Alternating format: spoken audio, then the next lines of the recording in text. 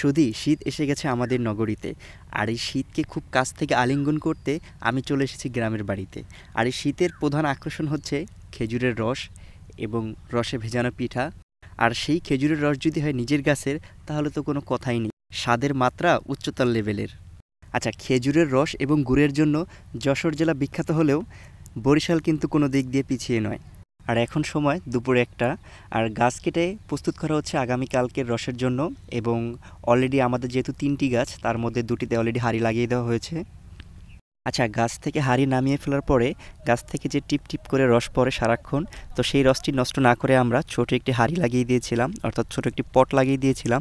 তো সেটি নামিয়ে নিয়ে আসা হচ্ছে, দেখি ওই জায়গায় কতটুকু রস পাওয়া যায়।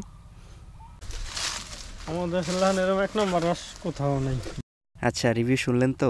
আচ্ছা, যাই হোক, এটি যেহেতু দিনের রস, মূলত এটি দিয়ে আমরা গুড় বানাবো, এটি আমরা সরাসরি খাবো না।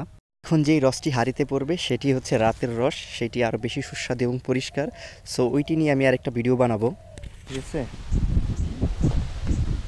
বাসায় নিয়ে যাচ্ছি।